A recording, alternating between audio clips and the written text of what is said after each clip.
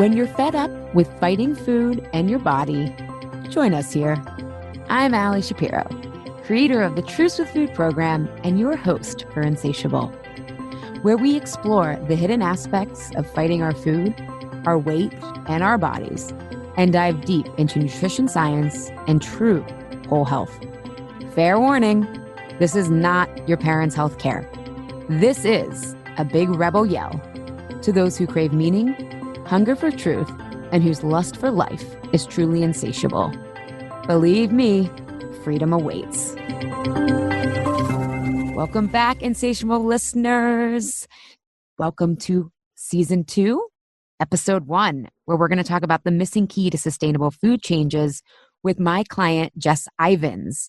If you've listened to the Season 2 trailer, which I hope you will do because I got a lot of thoughts about what's happened since we've taken a show break, we are talking about the feminine perspective. And I thought, what better way to kick off the feminine perspective than having a woman share her story about what she discovered is actually true for her versus the conventional ideas from the healthcare and diet industry. Because here's the truth, guys. Those industries, they want you to believe that you are a widget, but you are a wonder, not a widget. And to Jess's story shows how what you need is actually a framework to continue to experiment and discover what is true for you. And that's what she's going to do today. In today's episode, she's going to share about how she had to leave vegetarianism behind, how she was pleasantly surprised that she could manage her endometriosis naturally. And in this process, this one change that nothing else changed, but she changed this and it led to her losing weight, which was pretty interesting from a chucking calories in, calories out perspective to the curb. And then she's also going to share the missing emotional components that are necessary so that you don't feel like you're on a diet, yet you're still getting results and still able to make choices aligned with your goals. So you're really going to enjoy today's episode. And one more thing, just so you guys know, Truce with Food is coming up in February. We start February 6th. Go to my list at alishapiro.com and sign up because in mid-January, the week of January 15th, I'm going to be offering a free mini intro to Truce with Food so that you can get a taste of it to see if it is the right fit for you. I don't think we have time for women and very evolved men to be doubting themselves anymore. We got to get this show on the road. And so as you'll learn in the free intro to Truce with Food, this isn't a diet, it's a self-discovery process to you feeling powerful, resilient, and courageous in your body and in your life. So sign up at alishapiro.com to be notified and sign up for that free intro. Okay, on to today's episode. I hope you enjoy it as much as I enjoyed interviewing Jess, and I feel inspired and ready to kick off 2018 in a rebellious way. Hello, insatiable listeners. It's been a while. Welcome to Season 2, Episode 1 of The Feminine Perspective. And we are here with my client, Jess Ivins. Jess, thanks for being here. I'm so excited you're here for people to learn from your story and your dedication to experimentation and evolution of progress. Thank you, Ali. It's great to be here.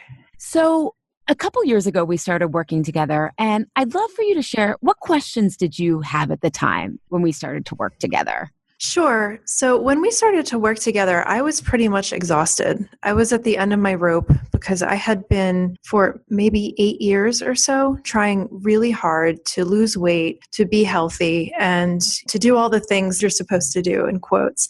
And by the time I got to you, I was just exhausted. I couldn't find what worked for me. I had experimented with excessive exercise and calorie counting and vegetarianism for a long time, and I just didn't feel right. So I came to you, and that's finally when I started working with you. That's when I started to learn what would work for me. And I've been building upon what works for me ever since. Yeah. So what did you discover worked for you? Like what surprised you in the sense that I think a lot of people think they're doing the right thing, and they are according to magazines and the media and the trends. What surprised you the most when you first started really figuring out and experimenting what works for you? I think there were a couple things that surprised me. One of the things that I guess did surprise me was that it usually doesn't work when you take somebody else's defined model and try to apply it to you. And that could be anything like, okay, I'm going to be vegan, so I'm going to follow these strict instructions for being vegan, or I'm going to do paleo and I'm going to follow these strict instructions, or I'm going to do CrossFit and I'm going to follow these strict instructions and I'm going to get the results I want. I guess that was one of the big takeaways working with you is I learned that with your guidance, I was able to design a lifestyle and a way of eating and an exercise regimen and a way of managing stress that worked for me and that got me closer to the results that I wanted. And as you were talking about with exercise, I know this last year, like because your life was so stressful, in a way you had to take a little bit of a break from exercise. Was that this year or last year? I'm forgetting. That was this year. Yeah, I think you're referring to my mom passed away. Yeah, that was earlier this year, January of 2017. Yes. Yeah. And that seems counterintuitive of being healthy, but it was so important that you get sleep at the time. Yes. Your morning workout had to be deprioritized. And I think that's a great example of what starts to work for us. At one point, it won't continue to work for us.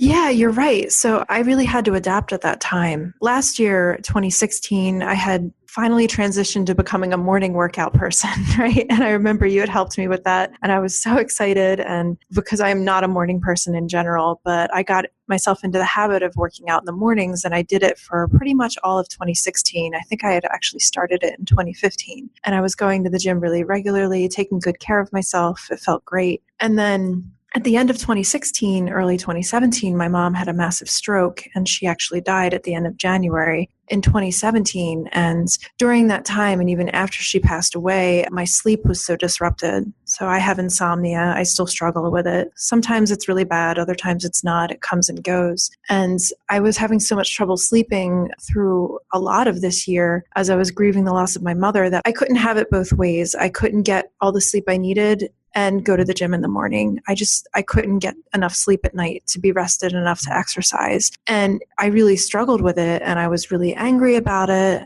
And I was getting into these moments with myself where it's like, I have to exercise. You know, I was doing so good last year and I can't exercise the way I want to this year. And I should really be getting up in the morning. And I'm so frustrated that I can't sleep. And finally, I realized, you know what? It is what it is right now. I need to accept it and I need to focus on getting sleep because if my choice is exercise or get enough sleep, I'm going to go with get enough sleep because if I get up and exercise on 4 hours of sleep, I'm going to feel like shit and I don't want to feel like shit. I mean, I've come to a point where I exercise because it makes me feel good and because it's like healthy maintenance for my body. And exercise isn't going to be healthy maintenance for my body if I'm doing it on 4 hours of sleep. I might as well just not exercise and get that extra hour of sleep. So I really grappled with that for a long time this year. And I finally got to a point where I was like exercising as much as I could. I was still exercising 2 or 3 days a week for the most part, which was great.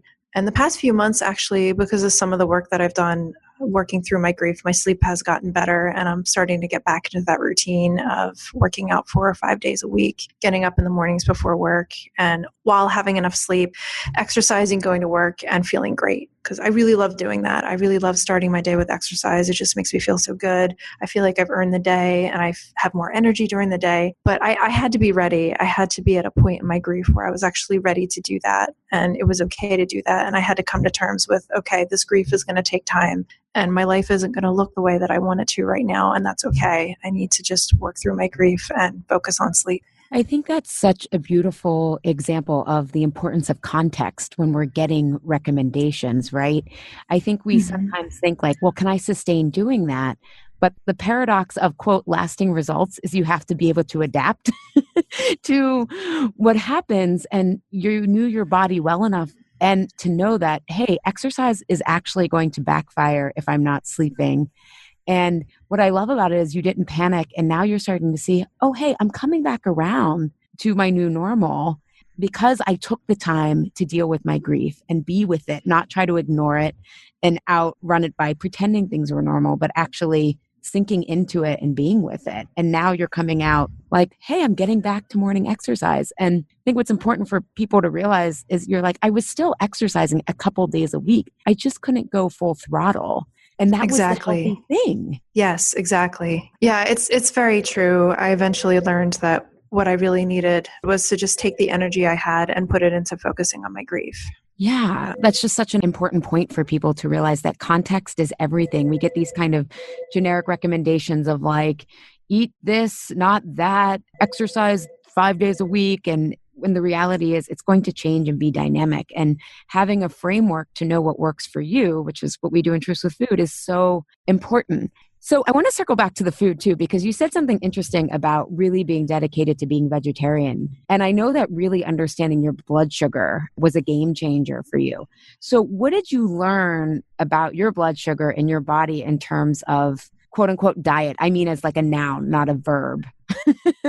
Like how you need to eat on a regular basis, not like as a plan per se. Yeah, so I was vegetarian for a long time, and I still like to think that I'm a vegetarian in spirit, and that if I could feel great on a vegetarian diet, I would totally do it. I really would. I love vegetarian food. I did it for a really long time. So by the time I started working with you, I was more flexitarian. I was eating meat on occasion, and not very often, but just eating it on occasion. And as I worked with you and I learned how to balance my blood sugar, I learned basically what types of foods help me feel energized and help me stay full and keep me going until I get to the next meal versus the meals or the types of foods that don't keep me feeling full, that don't give me energy. And through that experimentation, I actually learned that really healthy, lean, quality animal proteins make me feel really good, especially at breakfast and lunch. So the more I started to eat meat, the better I started to feel. And I just came to terms with it. I said, okay, I'm actually not a huge fan of meat. Like I'll eat it. It's not that I dislike it. I'd rather have a vegetarian dish than a chicken dish, but I eat it because it makes me feel better. And since I've been doing that the last few years, I've actually really come to appreciate animal protein, and I actually find myself actually craving it. So there are times if I'm stressed out or times where I used to probably crave sweets, now I'll actually crave like plain chicken, which is kind of strange. Not all the time, but I never ever craved plain chicken like 5 years ago when I was a vegetarian. So it just goes to show how much more in touch I am with my body now and what my body really needs to have proper fuel. So when we have that framework and we know what works for us, we are craving shift and change, and you craving meat when you're stressed really is nurturing your adrenal glands. It's nurturing your system, because for people who do well with meat when they're stressed, they need extra support. I mean, we all need extra support, but for some people that's more healthy fats. For some people it's more healthy carbs, but for you it's chicken. It's like the body knows. Yeah. And it's funny because I never pictured myself to be a paleo person, but a diet similar to the paleo diet actually works really well for me. I think there's some irony, me being a former vegetarian, and I certainly don't follow the paleo diet strictly at all. But, when I look up recipes, if I'm looking up a new chicken recipe, I'll often Google paleo pesto chicken, because I know that I'll find something that doesn't have dairy in it, and I'll find something that's really clean, and I'll either make it as is or adapt it to my needs. So yeah, I've learned through all this experimentation and balancing my blood sugar that actually healthy fats and animal proteins make me feel really good and help me feel full and keep me energized. Yeah. And you mentioned being dairy free, and you were comfortable with me sharing that you have an endometriosis diagnosis. And so Yes. Since learning about stress and gut health and blood sugar and food more from what works for me, how has your approach to managing your endometriosis shifted and changed? Geez, that's been a huge shift. So I was first diagnosed with it in 2014 when I had to have surgery, and the surgeon went in and found all this endometriosis and removed it. And I didn't even know that I had it. So right away after I'd recovered from the surgery, the OBGYN wanted me to go on the pill, and that's what I did. I didn't really want to be on the pill, but I was basically told, yeah, you need to go on the pill because you have this endometriosis. And I didn't care for the side effects of the pill. I don't need to go into details, but I think everybody who's experimented with the pill probably has experienced some of these side effects. And I just thought, why is the pill the only answer? Right? So if you talk to your doctor, usually if you're having a lady problem, if you want to call it that, they'll usually suggest that you go on the pill. And I thought, I bet you somebody else has figured out how to deal with endometriosis that doesn't deal with being on the pill. So what I did was I talked with you about it, and I told you I did a bunch of research on how to manage endometriosis naturally. I read a bunch of books on endometriosis, articles, and I learned that basically you can manage it. It's kind of like how you can manage diabetes by eating really clean and eliminating sugar and processed foods from your diet.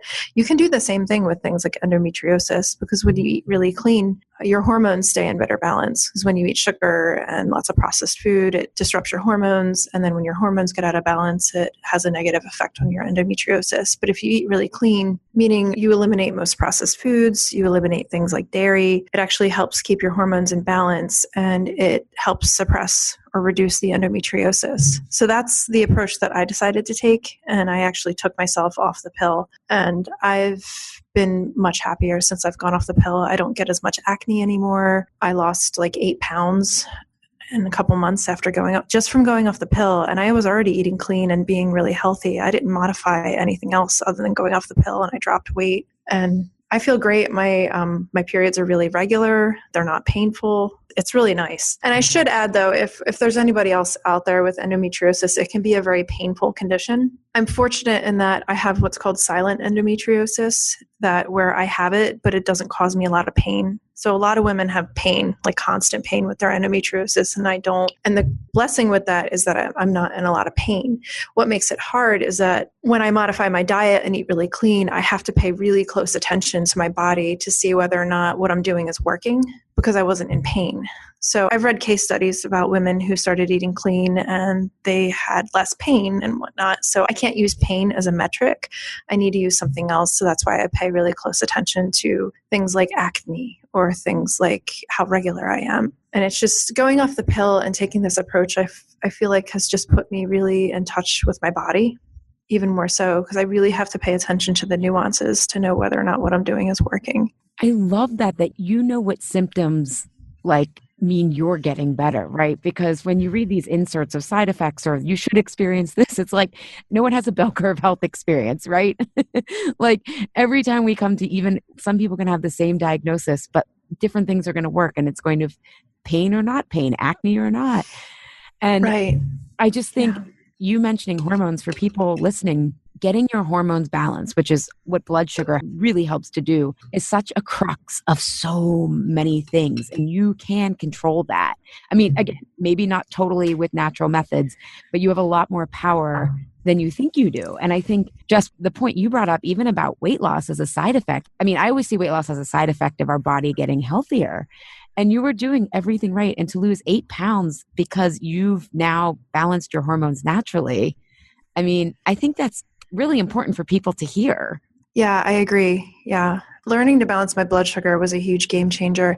And it's funny, while we're on that topic, I've told you this a few times, how I feel like I'm on this lonely island of enlightenment because I've learned about things like how to balance my blood sugar and why vegetarianism didn't work for me versus like, oh, I just decided to stop being vegetarian, or, oh, I couldn't resist the temptation of meat. I guess my journey for me has been so enlightening, but it seems as though a lot of people out there aren't where I am. So it's really hard. Like when I hear the topic of dieting or health come up and the things that people say, it's so different from the way that I see health now and the way that I see wellness. I feel like I want to talk about balancing my blood sugar, but there's nobody else to talk to about it except for the people in Allie's program. Yeah, because they just don't get, I mean, it's not something you hear about a lot. There's never been a trend of balancing your blood sugar. Like there's been a trend of eating paleo or South Beach diet or something like that. It's just not, it's not really a known thing. And it's hard to talk about it, actually. People, you know, they kind of have this glazed look on their face when I say balancing my blood sugar. But I think if I talked about some of the more popular approaches, like going paleo or running a marathon, then that's something people can relate to. So I do feel like I'm on this lonely island of enlightenment. Yeah. How do you manage that? I think that's a really big thing that I hear from a lot of my clients. Like once you've kind of been through this birth canal of like learning what works for you, understanding that it's a much more holistic process, they feel very lonely in some ways. So how do you manage that? I mean, I know we have a Facebook group, but I mean, you need more than a Facebook group for Truth with Food alumni. Yeah, that's a good question. I guess one of the ways, honestly, so one of the ways I've learned to manage it is actually this, a little bit of a segue maybe, but expressing my needs. So you've worked with me on recognizing how one of my natural tendencies is to accommodate. So for example, I was at my sister's house a month or so ago, and her husband cooks meals. He cooks dinner for everybody. and I forgot to tell them that I wasn't eating dairy very much anymore. And he comes home and he's like, okay, I'm making pasta with Alfredo sauce for dinner. I'm thinking, oh no, because I just know Alfredo, it's like the most dairy thing you could possibly have. It's heavy cream and butter and cheese. I was thinking it's like the dairyest of dairy. Yes. I'm like, oh no. And my gut reaction would have been, okay, sit down and eat the Alfredo because that's the polite thing to do. And I said to him, I said, I apologize. I did apologize because I knew he was cooking dinner and he was already making it up. I was like, look, I apologize. I forgot to tell you I'm not really eating dairy anymore. And he goes, oh, okay. Well, I'll just make you a side of aoul. I'm not really sure how to eat. It's like basically pasta with olive oil and a little bit of butter and some Italian seasoning. And I was okay with, it is great. And it's got no dairy in it. And he actually, so my brother-in-law, he actually does that for my nephew because my nephew doesn't care for a lot of dairy. He just doesn't like it. So he's like, oh yeah, well, I do this for Jack all the time. And I'll just make you a side of this, whatever he calls it. I can't pronounce it. It's just basically pasta with olive oil and some spices in it. And then I said, oh, okay. And I always have dibs on their leftovers. And I heated up some of the meat that was in the fridge and we had a salad and I had a little bit of pasta and it was great and it worked out. But the old me would have just sat there and eaten the Alfredo and felt awful afterwards. So if I eat pasta with all that dairy, even before I started working with you, Alfredo would like never sat right with me. I just never felt good after I ate it. I mean, it's delicious, but it's so rich. It's just too much. And nowadays, if I try to eat it because I've been eating so clean, I would have felt awful. But working with you, I now feel equipped and I feel comfortable expressing my needs to people, right? And not having to accommodate and not having to eat things that I think are going to make other people happy or content. And realizing that you're not disappointing people if you don't eat their food and then are sick for the next day, right? Mm-hmm, mm-hmm. Like, yeah. oh, they don't get attached to if you explain your needs, right? I think that's part of why people are afraid to often. Yeah. It's funny too, because I don't follow any sort of prescribed diet. I think people get baffled by my needs sometimes, so it's like, oh, you're not eating dairy, but you ate a piece of bread. And I do try to avoid bread and gluten. I don't eat it very often, but I'll eat that every now and then. And it kind of makes me laugh because I try so hard not to get back into that rigid mindset of dieting where like, you have to follow these rules and you can obey those rules, but you can't disobey these rules. And you know what, like if there's a piece of bread there, I do try to avoid it. But if I decide I'm going to eat it, I'm going to eat it. Right. So but that's part of aligning yourself with the dynamic nature of, hey, if you want a piece of bread once in a while, it's not going to destroy it. Right. Exactly. Yeah. Or every now and then, I'll have a piece of cake. I'll be out somewhere and I'll have cake or I'll have a brownie or something like that. And I could tell, I don't know, people just seem a little perplexed. Well, we're not eating dairy, but you're eating a brownie. A brownie is not healthy. Yes, but it's what works for me right now, right? And I'm going to eat the brownie occasionally. It's okay. Which brings me to the whole like dieting mindset. When I first decided to experiment with going off dairy, I decided I was going to completely cut it out. And that did not work at all. I felt like what I was doing to myself, even though I wasn't intending it, is I was putting myself into this restrictive diet mode where, okay, Jess, you can't have dairy. And it just wasn't working. And I realized it wasn't working. I tried it for a few weeks and I would go out and I would eat the dairy. And I said, okay, this isn't working. Telling myself, no, you can't eat dairy. It's basically like fighting with your inner toddler is what I call it. It's like, how like if you lock horns with a toddler, like if you're with this toddler and you say, no, the toddler's going to be like, no. And the toddler's going to fight back. So you have to kind of approach things a certain way with toddlers unless you want to lock horns with them. And I found like I was just locking horns with my inner toddler. It was like, Jess, you can't have dairy. Yes, I can. And it was just this like constant battle. And then I was like, all right, this isn't working. So what I'm going to do now, instead of telling myself I can't have dairy, I'm going to experiment and see how much dairy I can cut out. And I'm not going to beat myself up if I eat it every now and then. I'm going to try to eliminate as much as I can. And that's actually been really working. So I've been eating dairy maybe twice a month, and that's it. And before I did this experiment, I was eating it 3 times a week, probably. So I am thrilled with the fact that I went from eating dairy 3 times a week to twice a month. And I've also noticed that when I eat it, I tend to get zits on my forehead a day later. That's what happens to me too. Yeah.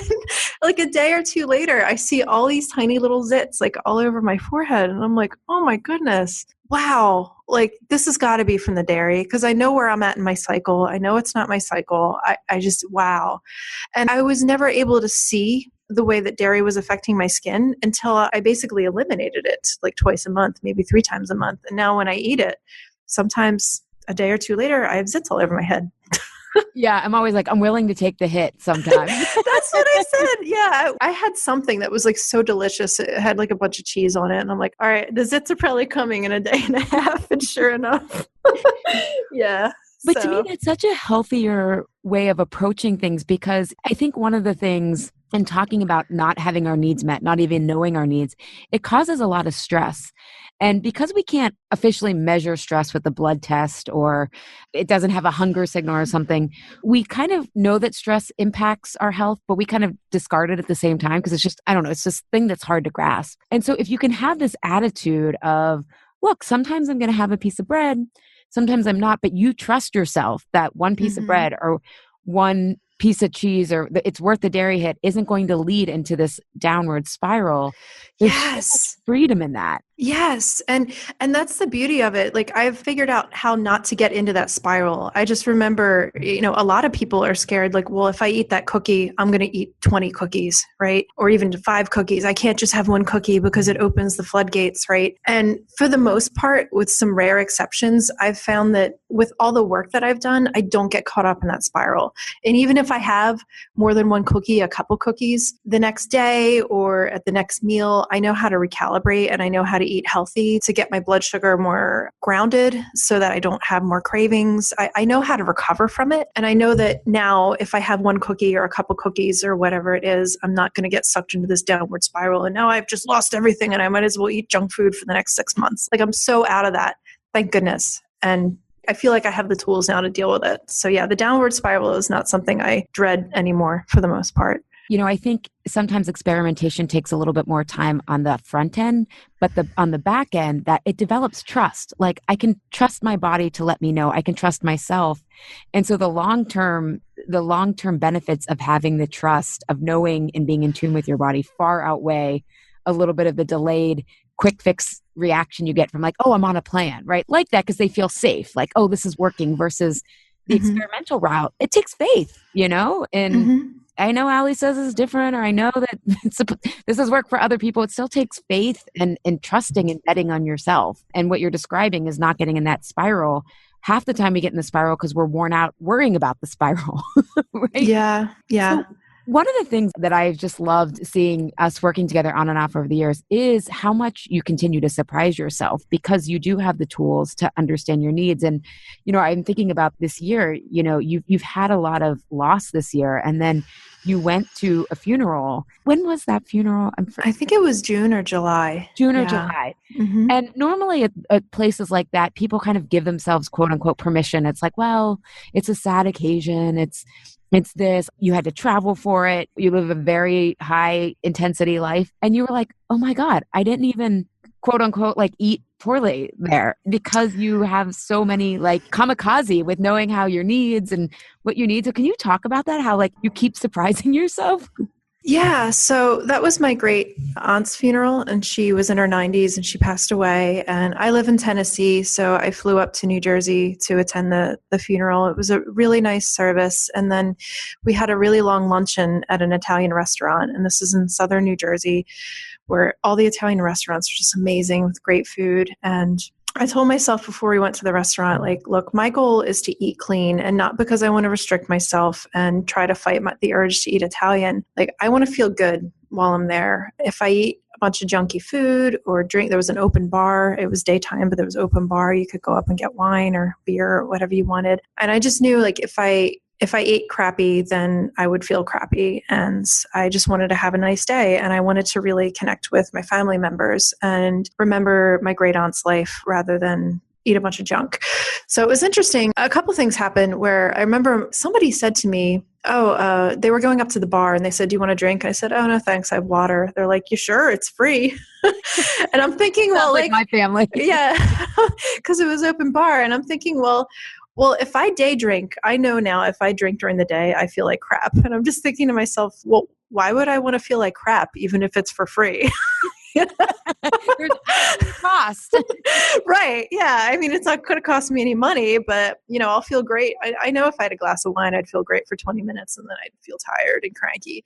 So I didn't drink the whole day, and I still had a great time. And I went and looked at the buffet before everybody went up to eat, and it was all pasta and all this stuff. So I actually approached the wait staff and I said, hey, and I took the simplest approach I could. I said, hey, I can't eat gluten or dairy. So I was wondering if there were any other meal options for me. It doesn't look like a lot of the stuff in the buffet is going to work. And I basically said that because it just cut to the chase. And I thought it would get their attention if I say I can't eat dairy and gluten. And they were really cool about it. They were like, oh, well, yeah, like we can make you some gluten-free pasta. And I'm like, I don't know if that's going to work for me. And I said, do you have any plain like animal proteins like chicken? And they're like, oh yeah, we can get you just some plain grilled chicken. They said the vegetables up in the buffet, they don't have any dairy in them. I said, perfect. So they brought me a plate of plain grilled chicken, and I had vegetables from the buffet. I had a lot of vegetables. I had a ton of them because they were delicious, and it was great. It was delicious. And I think I had like a smidge of pasta just so I could have a little bit of a carb in there. It's not that I can't eat gluten. I do try to avoid it as much as I can. But yeah, and it just worked out really well. And it was funny. I went through the entire funeral, barely eating any junk food at all. I don't think I even had any dessert, and not drinking. And then we went to my cousin's house afterwards, and I'm like, okay, it's nighttime. I'm going to have some wine because I know at night I can handle alcohol. I just can't handle it during the day. So then I started drinking wine at my cousin's house. And it was great. You knew you could handle it and you wanted it then. Yeah, exactly. Because I just knew my goal is to feel as good as possible at all times. That is really my goal. And by feel good, I mean, I want to have energy. I want to be alert and awake. I don't want my stomach feeling wonky because I've eaten junk food. I don't want to feel tired and cranky because I just drank a beer during the day. Like, I want to feel good. And I knew that if I drank some wine at night, even if I didn't feel very good, it's like, I'm just going to go home and go to bed soon anyway. So, and I'm okay with that. What you described there, though, also is our food choices. We make really good choices that are good for us that day when our emotions are also manageable. And what you also described there was you knew what your needs were. You knew how you wanted that day to end. And I would love for you to share your perspective on what's missing in terms of our emotional health in this food and health conversation, right? Because you had to become aware of your patterns, your needs, what you wanted, not what looked good. And so, I mean, I'm kind of leading you to your answer, but so say what you want to say. But I think for people who haven't been through this process of being able to see why food can be so difficult and such a battle sometimes, it's hard to see what you actually did from an emotional and agency standpoint and really taking radical responsibility for your health there. Geez, that is a great question.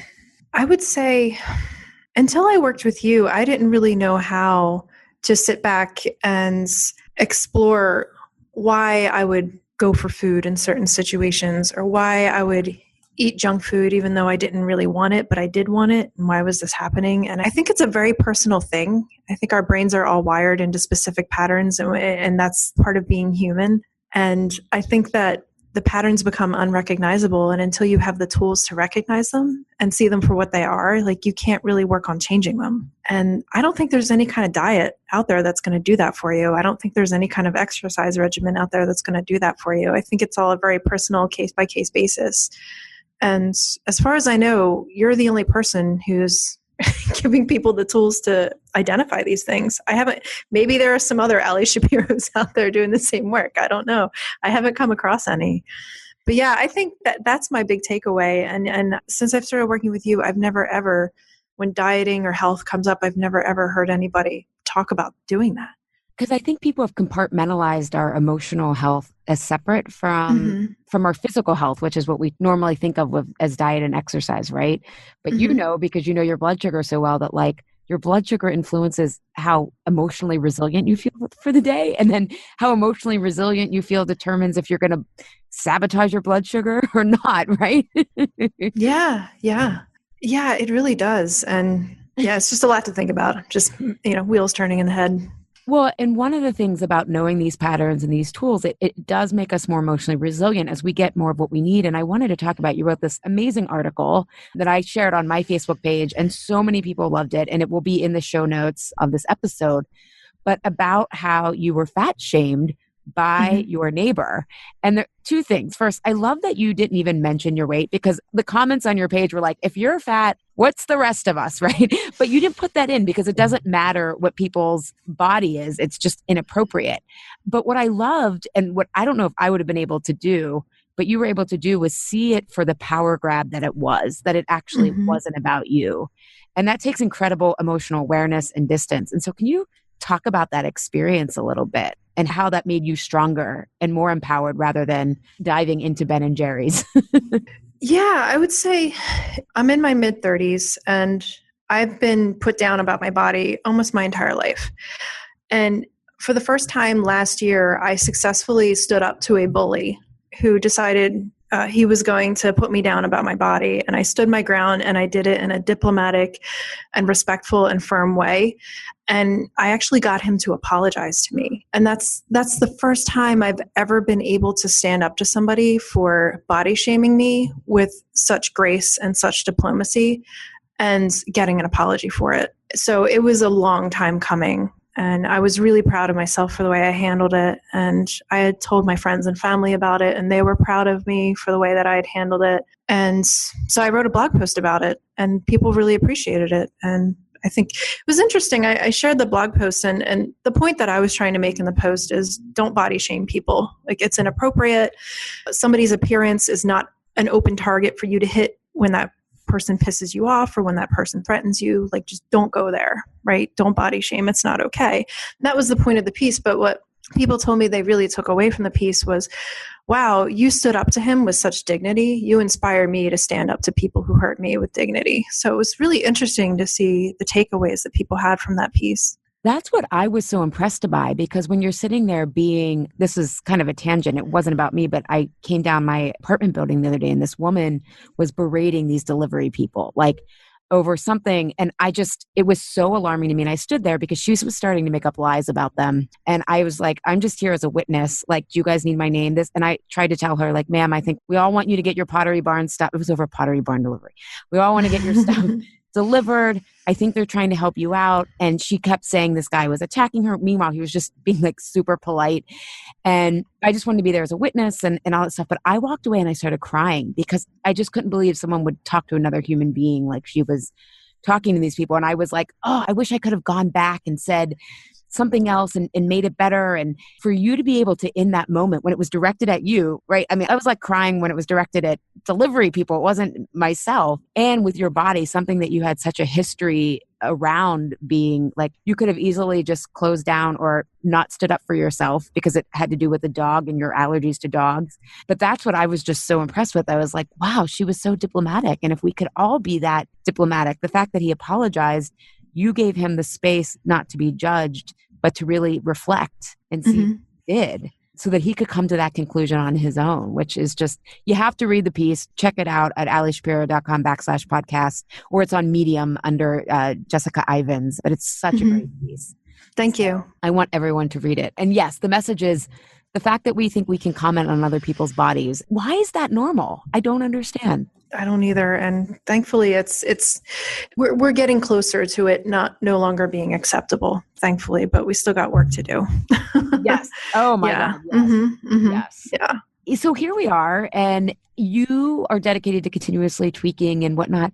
What questions do you have now? I always say that health is a spiral staircase, and we just learn more deeply and committed to change. What's your focus for 2018? I'm thinking about it. I'm not really sure what it is yet. But one of the things I want to get back into is really remembering to sit with discomfort when I want to go for food that is not in alignment with my health goals.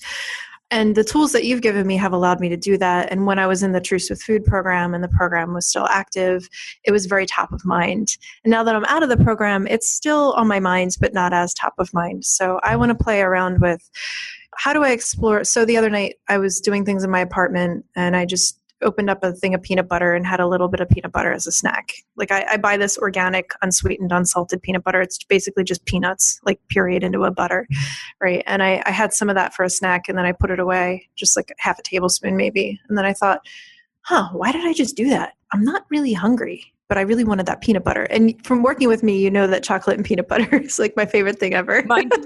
Even if it's unsweetened, it's like, you know, It's still chocolate and peanut butter. 88% cocoa, like organic cocoa. It barely has any sugar in it with like super healthy peanut butter. I still love it. Like anything from a Reese cup, no matter where it is on the spectrum, I love it.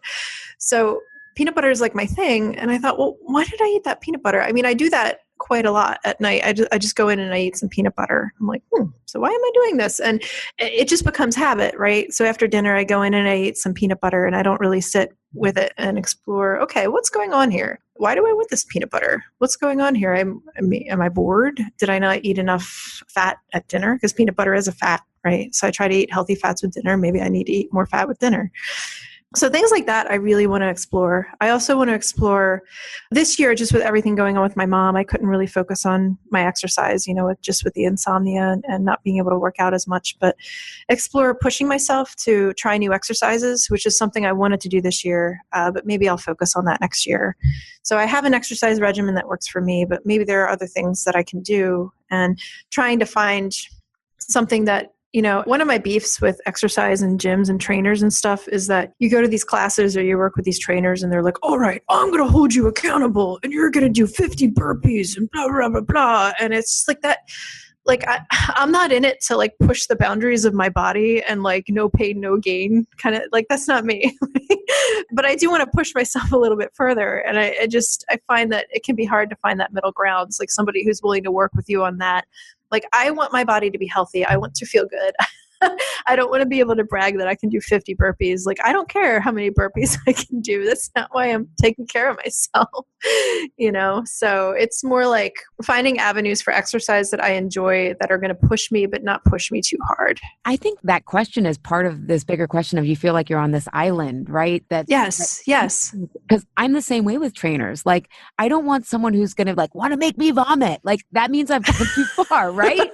Like, right. I want someone to push me just enough that I'm out of my comfort zone. But like, it's hard to find people who really understand a more like effective route, Yeah. Oh yeah. So this again is coming out around New Year's. What would you say to people that are struggling and really feel exhausted by a diet? Like, what would you tell them as like a first step, I think, to entering the new year that could get them out of that cycle? I would say there's more than just dieting, where there is, and it's hard to find it because dieting is the standard. But in my experience, I tried it for years and years. It doesn't work.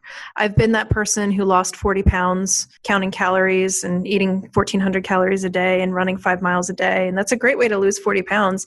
It's not a great way to keep off 40 pounds and stay healthy for the rest of your life because I gained a lot of it back, So I would say for me, I'm a believer that diets just aren't the answer and that there's more out there than dieting. I love that. I love that. And so what we're ending this season with, a question for everyone is, what is your radical truth? I would say the same thing. That yeah, I think it bears repeating that there's more to, I was about to say there's more to getting healthy than dieting, but maybe the answer is dieting is not the same as being healthy. And maybe asking yourself, what is it that you want? Like, do you want to quickly lose weight and then cross your fingers that you keep it off? You probably won't if you're doing it through dieting. Or do you want to be healthy? Do you want to take care of yourself? And it's okay if you want to lose weight and that's what you want to do and that is your goal, like go do that. But if you want more and if you really want a sustainable, long-term, healthy lifestyle that's going to make you happy and fulfilled and fuel you and support you and doing the things you want to do in your life, then dieting is probably not going to get you there.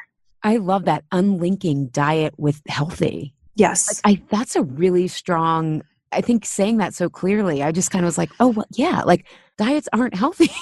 Like even if they're quote unquote clean, there's still like a lot of pressure that goes along with them. Mm-hmm. And rigidity and lack of self-trust. You don't develop any. Right. Yeah. And very, very, very rarely does somebody stay on a diet forever. Like it very rarely becomes a lifestyle because it's usually not a sustainable eating plan. Well, and another important, profound thing, you were like, what do you want? I think so many times people think I want weight loss, and maybe that can still be the case, but is that really the goal that you should be focusing on is what I heard you saying? Like, what is healthy? and fulfilled and enjoying the process. I mean, that you don't have to just be miserable getting healthy. I don't even think you can get healthy being miserable. I don't know. Maybe? Yeah, I mean, that sounds like a paradox to me, like I know. being healthy while being miserable. Yeah. But yeah, and working with you, it's a continual journey of reminding myself the answer isn't weight loss. The answer is finding what works for my body. And when I find what works for my body, I slowly start to shed the weight because my body is getting to where it needs to be. And that's where I'm at now, is constant. And we live in a world that tells us we have to be thin, we have to be youthful, we have to be beautiful. And I'm constantly reframing and recalibrating and saying, okay, that's not what I want to chase. I look forward to the journey and the challenge of continuing to figure out what makes me healthy, what makes me feel good. And as a result of that, I'll probably shed weight, and it'll be a journey and it'll be slow, but it's worth it. I love that's so radical to opt out of the like relentless pursuit of like someone else dictating what you should be. Yes. Oh, I love it. I love it. I live for this stuff. Yeah. Nice. Me too. I'm an educator, so me too. Yeah, you're doing like super innovative work in the world. Jess, thank you so much for your time. Is there anything that I haven't asked that you wanted to share today? Because you have so much wisdom. You're on the path. So much amazing results, from managing your endometriosis differently to learning about blood sugar to understanding your needs, being able to adapt your exercise routine. Like, you just showed us a concrete example of this dynamic nature of our bodies. And thank you for that. Thanks for being a trailblazer. Yeah, you're welcome. Thank you so much for having me. I did want to tell you a quick funny story. So I recently went on vacation with my family. It was a family vacation. We rented a big hotel suite with a couple different rooms. And all my cousins who are older than me are like partying, staying up late, drinking, and I was drinking a little bit. I was hanging out, but I was like, all right, I'm going to go to bed early so I can get up and go to the gym, and start my day that way. And they're like, seriously, you're going to the gym? This is vacation. I'm like, well, I want to feel good on vacation. So I want to get a good night's sleep and go to the gym. And then in the morning, when I was still at the gym, my sister and my cousin got up and they decided to go to McDonald's to get breakfast. And my cousin goes, hey, should we ask Jess if she wants anything from McDonald's? And my sister's like, no. Jess does not, no, don't even bother.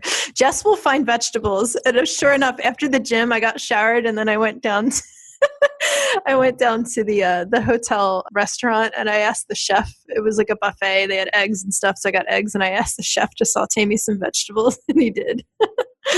And then I took a picture and I showed it to my cousin and my sister, and I'm like, see, I did find vegetables. Where there's a will, there's a way.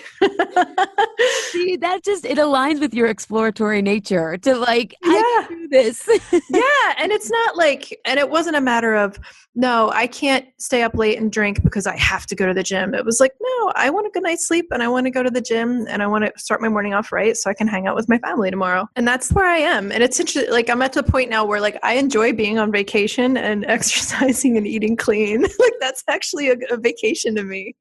Right? So, right. Yeah.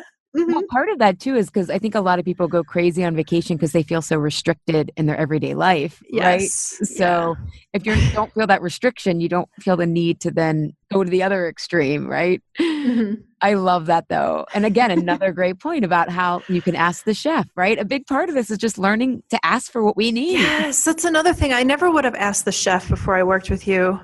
Yeah. And I said to him, hey, like, he said, oh, you want vegetables? And he's looking at me like, you want vegetables? Because it's like 8 o'clock in the morning. Person who's ever asked for vegetables on their vacation. And I said, yeah, steamed or sauteed. Either one of those is fine. Just some healthy veggies. And 10 minutes later, they brought me out this beautiful spread of like broccoli and carrots and mushrooms. And I was like, awesome. Chefs are like really accommodating people. Like, they like to please people. So take advantage of that, everybody. Mm-hmm. Yeah. In a good way. It makes me happy. Yeah. Wonderful. I love hearing that kind of stuff. Yeah. We don't need to have like an on and off track. It can all just be on and research. Yeah. Thank you so much, Jess. Oh, you're welcome. Thank you so much for having me. Thank you, Health Rebels, for tuning in today. Have a reaction, question, or want the transcript from today's episode? Find me at alishapiro.com. I'd love if you leave a review on Apple Podcast and tell your friends and family about Insatiable. It helps us grow our community and share a new way of approaching health in our bodies. Thanks for engaging in a different kind of conversation. And remember, always, your body truths are unique, profound, real, and liberating.